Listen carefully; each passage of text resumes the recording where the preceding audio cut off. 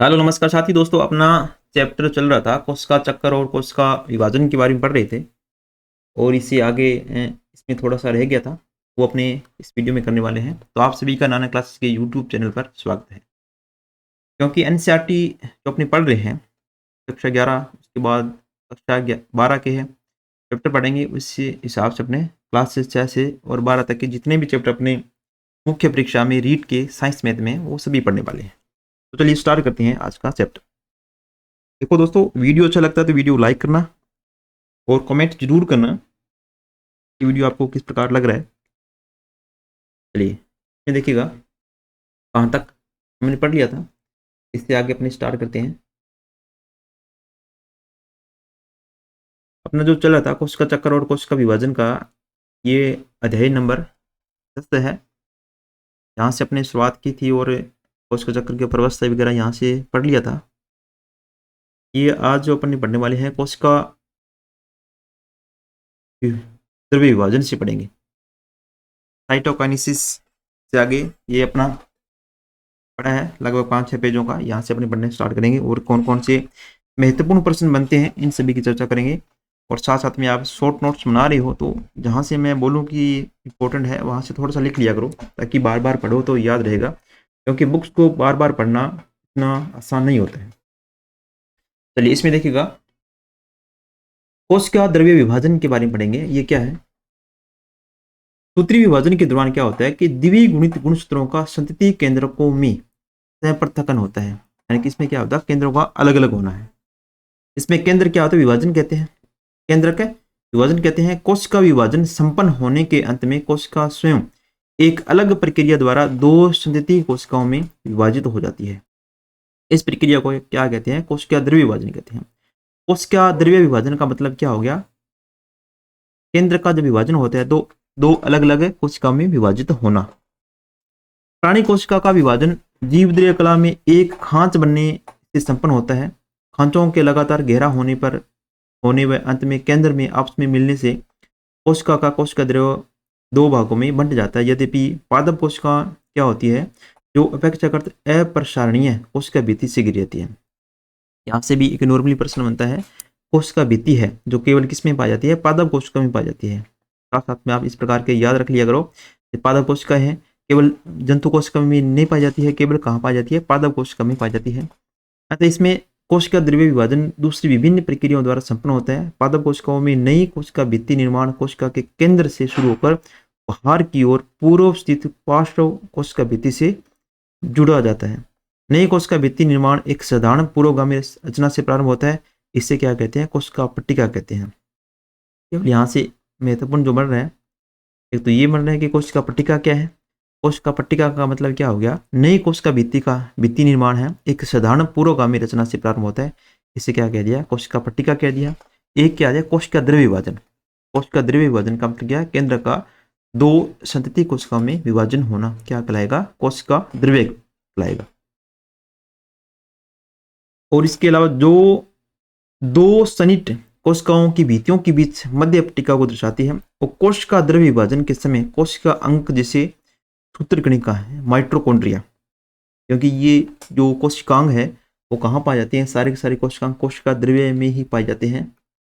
Mitochondria में वह प्लेस्टिड लवक का दो संतति कोशिकाओं में वितरण हो जाता है। कुछ जीवों में केंद्रक विभाजन के साथ कोशिका द्रव्य का विभाजन नहीं हो पाता है। इसके परिणाम स्वरूप एक ही कोशिका में कई केंद्रक बन जाते हैं। इसे बहुकेंद्रीय कोशिकाओं को संकोशिका कहते हैं। जैसे नारियल का तरल भ्रूणपोष। देखिए नारियल का यहाँ से एग्जाम्पल को याद रखना, नारियल का तरल भ्रूणपोष है किसका है? बहुकेंद्रीय कोशिका का एक उदाहरण है। ये इंपॉर्टेंट है, यहाँ से आप लिख सकते हो शॉर्ट नोट्स अगर बना रहे हो तो। नारियल का तरल भ्रूणपोष किसका एग्जाम्पल हो गया? ये कोशिका का एग्जाम्पल है, यानी कि बहुकेंद्रिक कोशिका का उदाहरण हो गया। अब देखिए नेक्स्ट इसमें सूत्री विभाजन का महत्व क्या? देखो सूत्री विभाजन या मध्यवर्ती विभाजन केवल द्विगुणित कोशिकाओं में होता है। याद रखना, सूत्री विभाजन या मध्यवर्ती विभाजन है किसमें होता है? केवल और केवल द्विगुणित कोशिका में होता है। यद्यपि कुछ निम्न श्रेणी के पादपों एवं सामाजिक कीटों में अगुणित कोशिका भी सूत्री विभाजन द्वारा विभाजित होती है। अगुणित कोशिका भी सूत्री विभाजन द्वारा होती है, जैसे कुछ निम्न श्रेणी के पादप वगैरह, सामाजिक जो कीट वगैरह उनमें होता है। सूत्री विभाजन का एक प्राणी के जीवन में क्या महत्व है, इसको देखो जानना काफी आवश्यक है। क्या आप कुछ ऐसे उदाहरण जानते हैं जहां आपने अगुणित व द्विगुणित कीटों के बारे में पढ़ा है? इस विभाजन से द्विगुणित संतति कोशिकाएं साधारणतः समान अनुवांशिक अवयव वाली होती है। बहुकोशिकीय जीवधारियों की वृद्धि सूत्री विभाजन के कारण होती है। कोशिकीय वृद्धि के परिणाम स्वरूप केंद्रक व कोशिकीय द्रव्य के बीच का अनुपात अव्यवस्थित हो जाता है। इसलिए यह आवश्यक हो जाता है कि कोशिका विभाजित होकर केंद्रक कोशिकीय द्रव्य अनुपात को बनाए रखे। सूत्री विभाजन का एक महत्वपूर्ण का योगदान यह है कि इसके द्वारा कोशिका की मरम्मत होती है। यहां से एक महत्वपूर्ण प्रश्न बनता है कि सूत्री विभाजन का महत्वपूर्ण कार्य क्या है? कोशिकाओं की मरम्मत करना। देखो, अगर एक पेज में अपन पूरा पढ़ रहे हैं तो वहां से मैक्सिमम अपने को 4 या 5 प्रश्न ही बनते हैं, और उनमें से कांट छांट के 2 या 3 प्रश्न ही क्या रहते हैं, इंपॉर्टेंट प्रश्न रहते हैं। ऐसे नहीं है कि हर एक लाइन में अपने को प्रश्न मिले। एक पेज में 4 या 5 प्रश्न ही बनेंगे, तो पढ़ना एक बार जरूरी है। थोड़ा सा इससे मन को एहसास हो जाएगा कि हमने 11वीं की बायोलॉजी पढ़ ली है, और साथ साथ में अपने को ये भी पता चलेगा किस प्रकार की है, और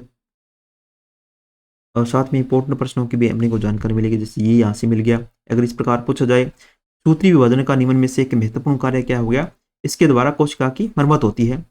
अधिचर्म की ऊपरी सतह की कोशिकाएं, आहार नाल की भीतरी सतह की कोशिकाएं एवं रक्त कोशिकाएं निरंतर प्रतिस्थापित होती रहती है। ठीक है, जैसे अधिचर्म की ऊपरी सतह की कोशिकाएं हैं, आहार नाल की जो कोशिकाएं हैं, ये इनकी कोशिकाओं की मरम्मत होती रहती है। अगर किसी प्रकार की समस्या आ जाती है तो इनमें क्या होता है, विभाजन चलता रहता है। सतह की कोशिकाएं हैं, ठीक है, जैसे अपने को ऊपर से अगर चोट लग जाए और वेग लग जाए तो ये क्या मरम्मत होना हो जाती है, इसमें कोशिका विभाजन होता है, तो इसकी वजह से क्या होता है, घाव वगैरह ठीक हो जाता है। रक्त कोशिका निरंतर प्रतिस्थापित होती रहती है। अब देखिए अर्धसूत्री विभाजन क्या होता है। अर्धसूत्री विभाजन, अर्धसूत्री विभाजन लैंगिक प्रजनन द्वारा संतति के निर्माण में 2 युग्मकों का संयोजन होता है। मादा और पिता युग्मक है, ज़ायगोट मिलते हैं, जिनमें अगुणित गुणसूत्रों का एक समूह होता है। युग्मक का निर्माण विशिष्ट द्विगुणित कोशिकाओं से होता है। यह विशिष्ट प्रकार का कोशिका विभाजन है जिसके द्वारा बनने वाली अगुणित संतति कोशिकाओं में गुणसूत्रों की संख्या क्या रह जाती है, आधी रह जाती है, क्योंकि नाम ही इसका क्या, अर्धसूत्री विभाजन। इसमें क्या रहता है, अर्धसूत्री विभाजन में गुणसूत्रों की संख्या क्या रह जाती है, आधी रह जाती है। इस प्रकार के विभाजन को अर्धसूत्री विभाजन कहते हैं।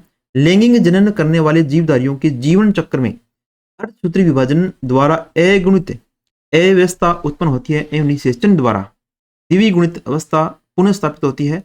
पादपों एवं प्राणियों में युग्मक जनन के दौरान अर्धसूत्री विभाजन होता है।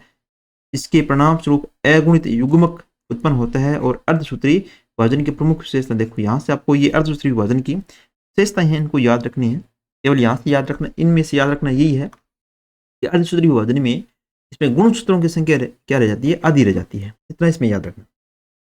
एक विशेषता देखो इसमें, अर्धसूत्री विभाजन के दौरान केंद्रक व कोशिका विभाजन के 2 अनुक्रमिक चक्र संपन्न होते हैं। अर्धसूत्री फर्स्ट और अर्धसूत्री सेकंड है। इस विभाजन में डीएनए प्रतिकृति सिर्फ एक चक्र पूर्ण होता है, और इस अवस्था में पैतृक गुणसूत्रों के प्रतिकृति के साथ समान संतति अर्ध गुणसूत्र बनने के बाद अर्धसूत्री फर्स्ट अवस्था प्रारंभ होती है, और अर्धसूत्री सेकंड विभाजन में समजात गुणसूत्रों का युगलन व पुनर्योजन होता है। ठीक है, इनके समजात गुणसूत्रों का युगलन व पुनर्योजन किस अवस्था में होता है, याद रखना, अर्धसूत्री सेकंड जो अवस्था होती है, क्योंकि अर्धसूत्री विभाजन की 2 अवस्था हम पढ़ेंगे, अर्धसूत्री फर्स्ट और अर्धसूत्री सेकंड है। और जहां पर समजात गुणसूत्रों का युगलन व पुनर्योजन किस अवस्था में होगा, तो याद रखना अर्धसूत्री सेकंड अवस्था में होगा। अर्धसूत्री सेकंड अवस्था में। जो पिछले आपके एग्जाम में प्रश्न आए थे बायोलॉजी से, विशेष तौर से 11th क्लास की, लगभग इसमें 7 प्रश्न पूछे गए थे। 7 से 8 प्रश्न हैं। आपको बताऊंगा वीडियो के माध्यम से कौन कौन से प्रश्न हैं। इसमें एक वीडियो बना रखी है, इसमें कौन कौन से कहाँ से प्रश्न बने थे। इसमें अलग से एक वीडियो माध्यम से बताऊंगा कि एनसीईआरटी केवल 11वीं क्लास के एनसीईआरटी से 7 से 8 प्रश्न आए थे बायोलॉजी की, याद रखना। बहुत से विद्यार्थी ऐसे भी कहते हैं कि क्या आरबीसी एनसीईआरटी पर्याप्त है क्या। देखिए, मैं 100% कह सकता हूँ 100% जिसने आरबीसी अगर बुक है तो ठीक है, नहीं तो एनसीईआरटी को अच्छी तरह से आप घोट लो, याद कर लो, यहाँ से ही पेपर बनेगा 100%, याद रखना, इससे बाहर पेपर नहीं बनने वाला। पिछला पेपर देख लो कहाँ से आया था, हालांकि पेपर थोड़ा सा हार्ड था, पेपर कुछ क्वेश्चन हार्ड थे, तो प्रश्न कहाँ से बने थे, एनसीईआरटी से बने थे, 11th क्लास के एनसीईआरटी से बने थे। 12th की अभी तक मैंने नहीं पढ़ी है तो मैं नहीं कह सकता, वहाँ से भी प्रश्न प्रकार के आए थे 1-2 प्रश्न, और यहाँ से मैक्सिमम प्रश्न पूछे गए थे। अब देखो अर्धसूत्री सेकंड के अंत में 4 अगुणित कोशिकाएं बनती है। अर्धसूत्री विभाजन के निम्न अवस्थाएं अपन पढ़ेंगे। अर्धसूत्री फर्स्ट है, इनको क्रमवाइज याद रखना। अर्धसूत्री फर्स्ट की अवस्था है, अर्धसूत्री सेकंड की अवस्था कौन कौन सी है, पूर्वावस्था फर्स्ट है, मध्यावस्था फर्स्ट है, पश्चावस्था फर्स्ट है और अंत्यावस्था फर्स्ट है। अर्धसूत्री फर्स्ट है, और ये क्या हो गया, 4 अवस्थाएं हो गई अर्धसूत्री सेकंड की अवस्थाएं, जो अपनी पिछले पढ़ा था इसमें यहाँ पर अलग अलग इसको डिवाइड कर दिया। अब देखिए आगे, यहां से काफी क्वेश्चन अपने बनेंगे। अर्धसूत्री विभाजन की फर्स्ट अवस्था देखो, इसमें अर्धसूत्री विभाजन फर्स्ट की पूर्वावस्था की तुलना समसूत्री विभाजन की पूर्वावस्था से की जाए तो यह अधिक लंबी व जटिल होती है। गुणसूत्रों के व्यवहार के आधार पर इसमें 5 प्रवस्थाओं में उपविभाजित किया जाता है। ये देखिए, ये याद रखना, ये है अर्धसूत्री विभाजन की पूर्वावस्था के भाग है, 5 है। इंग्लिश में याद रखना, हिंदी वाले छोड़ सकते हो आप। लेप्टोटिन है, जाइगोटिन है, पैकेटिन है और डिप्लोटिन है, वह पारगतिक्रम यानी कि डायकाइनेसिस है। ये 5 अवस्थाएं हैं, इससे संबंधित है, यहां से प्रश्न मोस्टली बनता है। तो इसमें याद रखना, ये जो अवस्थाएं हैं अर्धसूत्री विभाजन की फर्स्ट की पूर्वावस्था से संबंधित है। किससे है, अर्धसूत्री विभाजन की पूर्वावस्था से, यहां से मोस्टली प्रश्न आपके बनता है। एक बार और दोबारा इसको देख लो कौन कौन से है। लिप्टोटिन जिसको तनुपट भी बोलते हैं, युग्म पट भी बोलते हैं जाइगोटिन को, तूलपट हो गया, पैकेटिन हो गया, द्विपट हो गया, डिप्लोटिन हो गया और पारगतिक्रम हो गया, डाइकाइनेसिस हो गया, डाइकाइनेसिस हो गया। इस प्रकार ये कितनी अवस्था होती है इसकी, यानी कि पूर्व अवस्था को 5 अवस्था में विभाजित किया गया है, 5 अवस्था में विभाजन किया गया है, 5 अवस्था में विभाजित इसमें किया गया है। चलिए नेक्स्ट देखिए,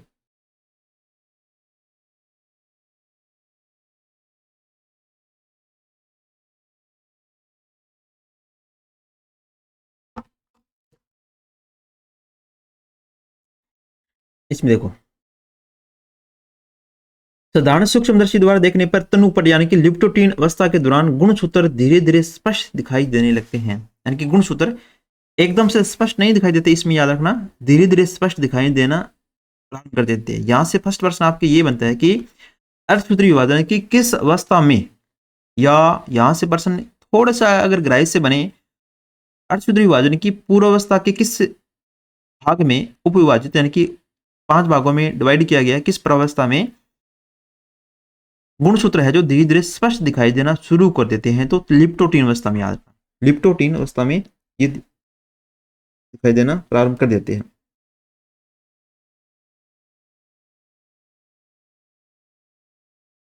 और गुणसूत्र का सहनन कॉम्पैक्शन पूरी तनपुट की अवस्था के दौरान जारी रहता है। इसके उपरांत पूर्वावस्था फर्स्ट का द्वितीय चरण प्रारंभ होता है, इसे युग्म पट्ट कहते हैं।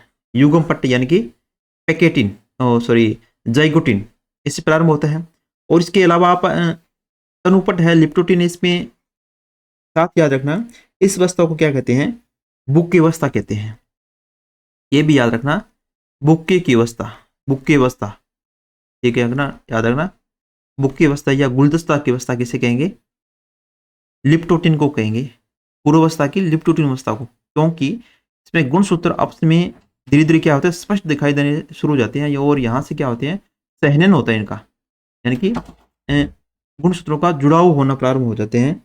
गुणसूत्र एक दूसरे से पास आकर इकट्ठा होना प्रारंभ हो जाते हैं। इकट्ठा होने से क्या होता है, एक गुलदस्ता के समान आकृति बन जाती है। इसी वजह से वो क्या कहते हैं, बुक्की की अवस्था या गुलदस्ता की अवस्था कहते हैं। और यहाँ से द्वितीय चरण प्रारंभ होते हैं, युग्म पट। इस अवस्था के दौरान गुणसूत्रों का आपस में युग्मन प्रारंभ हो जाता है, और इस प्रकार की संबंधता को सूत्र युग्मन कहते हैं। युग्म पट यानी कि जाइगोटिन है। अब देखिए आगे इसमें द्वितीय जो अवस्था आती है जाइगोटिन की अवस्था है। इस प्रकार के गुणसूत्रों के युग्मों को समजात गुणसूत्र कहते हैं। इस अवस्था का इलेक्ट्रॉन सूक्ष्म लेखी यह दर्शाता है कि गुणसूत्र सूत्र युग्म के साथ एक जटिल संरचना का निर्माण होता है, जिसे स्नेप्टोनिमल सम्मिश्रण कहते हैं। यहां से इसको याद रखना कि स्नेप्टोनिमल सम्मिश्र का निर्माण किस अवस्था में होता है? जाइगोटीन अवस्था में होता है या युग्मपट्ट अवस्था में होता है, पूर्व अवस्था की। इस सम्मिश्र का निर्माण एक जोड़ी सूत्र युग्मित समजात गुणसूत्रों द्वारा होता है, उसे युगली अथवा चतुष्क कहते हैं। यद्यपि ये अगली अवस्था में अधिक स्पष्ट दिखाई पड़ते हैं। पूर्वावस्था फर्स्ट की उपयुक्त दोनों अवस्थाएं स्थूल पट अवस्था से अपेक्षाकृत कम अवधि की होती है, क्योंकि जो स्थूल पट अवस्था है यानी कि पैकेटिन अवस्था से क्या होती है? कम समय की होती है जाइगोटिन अवस्था है। और जाइगोटिन अवस्था में स्नेप्टोटिन यानी कि स्नेप्सिस की क्रिया याद रखना, स्नेप्सिस की क्रिया है जो कहां से प्रारंभ होती है? जाइगोटिन अवस्था, इस अवस्था की प्रक्रिया होती है। इस अवस्था को क्या कहते हैं? स्नेप्सिस की प्रक्रिया कहते हैं। क्योंकि इसमें क्या होते हैं? समकक्ष गुणसूत्र एक दूसरे से जुड़ते हैं और यहाँ पर स्नेप्टोटिन कॉम्प्लेक्स बनाते हैं। अपने बात किया था स्नेप्टोनिमल सम्मिश्रण यानी कि कॉम्प्लेक्स बनाते हैं। इसी वजह से को इस अवस्था को क्या कहते हैं? स्नेप्सिस की क्रिया यहाँ प्रारंभ होती है।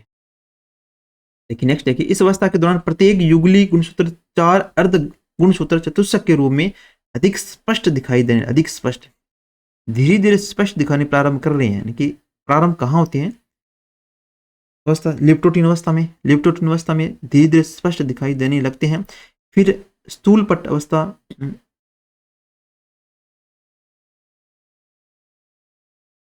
जाइगोटिन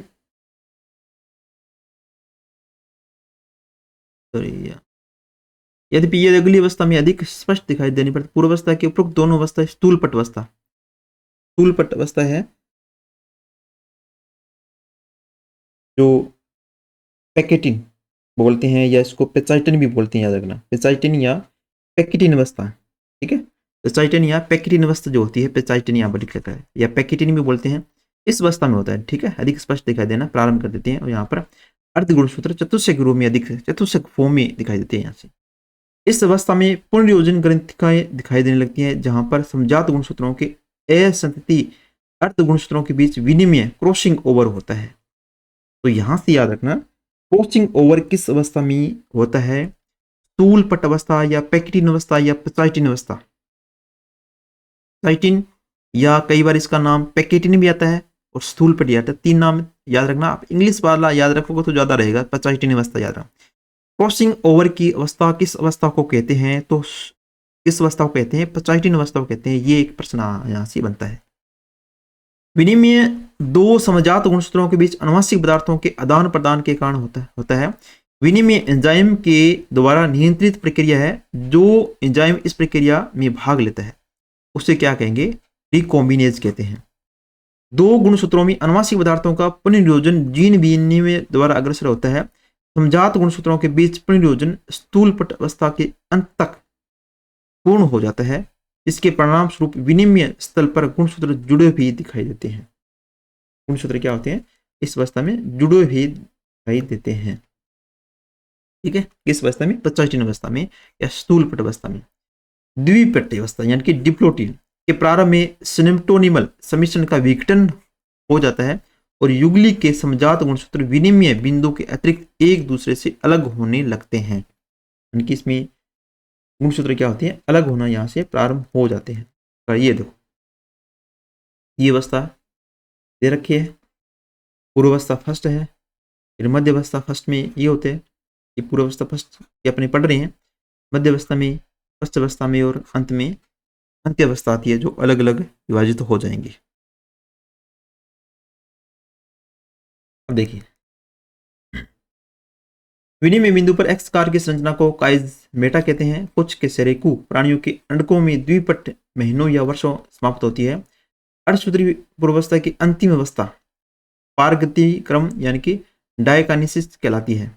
यहाँ से भी याद रखना कि पूर्वावस्था फर्स्ट की जो 5 अवस्थाएं हैं, 5 अवस्था में फर्स्ट कौन सी है, सेकंड कौन सी है, थर्ड कौन सी है, फोर्थ कौन सी है और अंतिम अवस्था कौन सी है।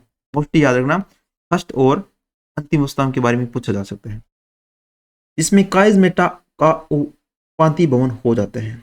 ये देखिए यहाँ से ये इंपॉर्टेंट है, काइज मेटा का उपांति भवन अर्धसूत्री विभाजन अर्धसूत्री पूर्वावस्था फर्स्ट की किस अवस्था में होता है?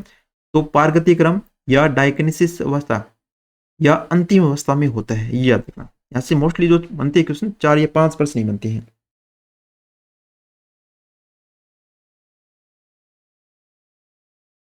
और काइज मेटा है जो दिखने लगते हैं, इससे पूरक की अवस्था डिप्लोटिन अवस्था।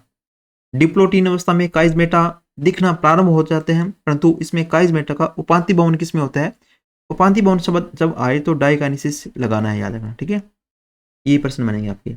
इसमें काइज मेटा का अंत होने लगता है, इस अवस्था में गुणसूत्र पूर्णतः संग्रहित हो जाते हैं एवं तर्क तंतु एकत्रित होकर समजात गुणसूत्रों को अलग करने में सहयोग प्रदान करते हैं। पारगति क्रम के अंत तक केंद्रिका अदृश्य हो जाती है और केंद्रक आवरण झिल्ली भी विघटित हो जाता है। पारगति क्रम मध्यावस्था की ओर पारगमन को निरूपित करता है। इसमें मोस्टली आप एक तो काइज मेटा वाला याद रखना, और कौन कौन सी मैं साथ साथ में एक बार थोड़ा और बता देता हूँ। एक तो काइज मेटा वाला याद रखना, ये किस अवस्था में होता है? डायकाइनेसिस अवस्था में होता है, यहाँ से ये प्रश्न बनता है आपके। और इसके अलावा क्रॉसिंग ओवर है, किस अवस्था में होता है? जो क्रॉसिंग ओवर होता है वो 85 अवस्था में होता है, ये याद रखना, यहाँ से ये प्रश्न बनता है। और ये 5 अवस्थाओं को याद रखना। बुकिक अवस्था मैंने बता दिया, फर्स्ट अवस्था लिप्टोटिन है, बुकिक अवस्था है। और जाइकोटिन अवस्था, इसमें सिनेप्सिस की प्रक्रिया होती है। देखो दोबारा देख लो, लिप्टोटिन अवस्था है, बुकिक अवस्था कहते हैं, और यहाँ से गुणसूत्र स्पष्ट दिखाई देना प्रारंभ करते हैं। और दूसरी जो अवस्था आती है जाइकोटिन अवस्था, इससे क्या करते हैं? सिनेप्सिस की क्रिया होती है। और पचाइटिन अवस्था है, यानी कि पैकेटिन या पचाइटिन की अवस्था, इसमें क्या होता है? क्रॉसिंग ओवर होता है।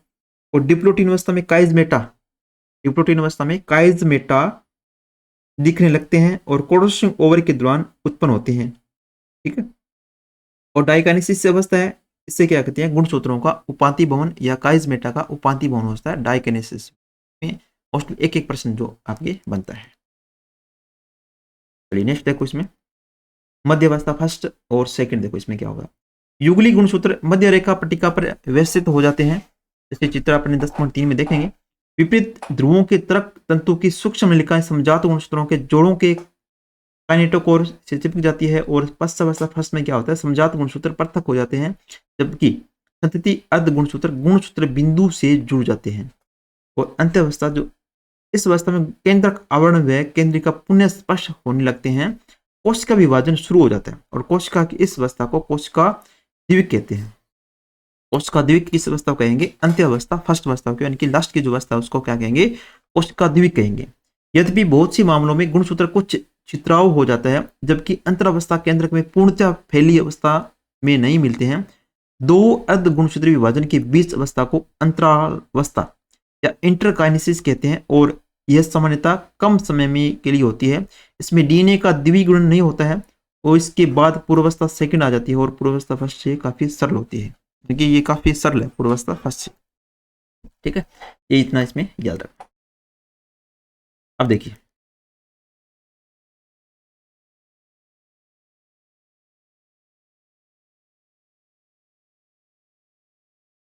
अर्धसूत्री विभाजन सेकंड, देखो इसमें पूर्वावस्था सेकंड, अर्धसूत्री विभाजन सेकंड गुणसूत्र के पूर्ण लंबा होने के पहले व कोशिका द्रव्य विभाजन के तत्काल बाद प्रारंभ होती है। अर्धसूत्री विभाजन फर्स्ट के विपरीत अर्धसूत्री विभाजन सेकंड सामान्य सूत्री विभाजन के समान होती है, ठीक है। सूत्री विभाजन उसके समान है, ये याद रखना, यहाँ से याद रखना।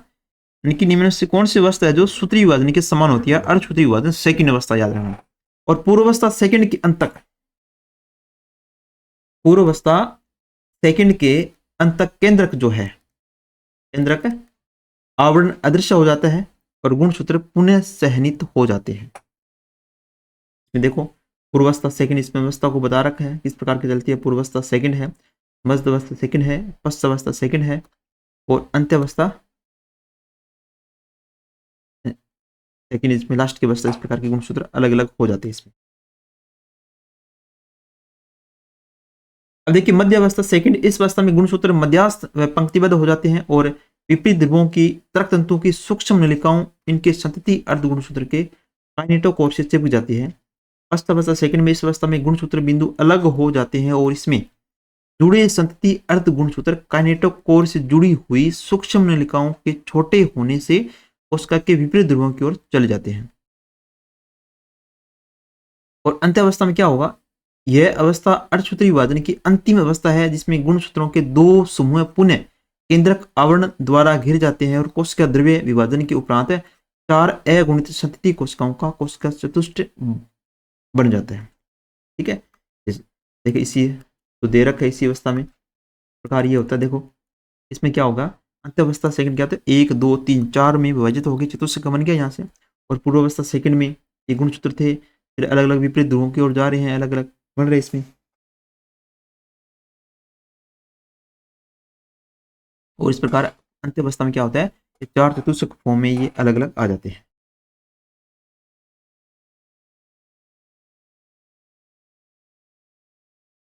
अब देखिए अर्धसूत्री विभाजन एक ऐसी प्रक्रिया है जिसके द्वारा लैंगिक जनन करने वाले जीवों की प्रत्येक जाति में विशिष्ट गुणसूत्रों की संख्या पीढ़ी दर पीढ़ी संरक्षित रहती है, याद रखना। यद्यपि विरोधाभासी प्रक्रिया के परिणाम स्वरूप गुणसूत्रों की संख्या आधी हो जाती है, इसके द्वारा जीवधारियों की जनसंख्या में एक पीढ़ी से दूसरी पीढ़ी तक अनुवांशिक विभिन्नताएं बढ़ती जाती है। विकास प्रक्रिया के विभिन्नताएं अत्यंत महत्वपूर्ण है कि अनुवांशिक जो विभिन्नताएं हैं बढ़ती जाती है, परंतु इसमें क्या होगा, लैंगिक जनन के दौरान क्या होगा, गुणसूत्रों की संख्या जो है पीढ़ी दर पीढ़ी संरक्षित रहती है। गुणसूत्र जो होंगे, जितने गुणसूत्र होंगे पीढ़ी दर पीढ़ी उतने ही बने रहेंगे। जैसे 19 में 46 गुणसूत्र है, एक पीढ़ी में 46 है, पहली पीढ़ी में, सेकंड में भी 46 रहेंगे, थर्ड में भी 46 रहेंगे, यानी कि पीढ़ी दर पीढ़ी गुणसूत्रों में कोई इसमें इफेक्ट नहीं पड़ता है, इतने ही गुणसूत्र रहते हैं इसमें। चलिए अब नेक्स्ट देखिए, इसका सारांश आ गया ये, इसमें जितना भी अपने पढ़ा था वो इतना ही है, थोड़े शॉर्ट फॉर्म में यहाँ से लिख दिए इसने। ठीक है, ब्याज के प्रश्न वगैरह है ये, यहाँ पे ऑप्शनल प्रश्न तो नहीं है, ऑप्शनल होते तो मैं करवा देता आपको।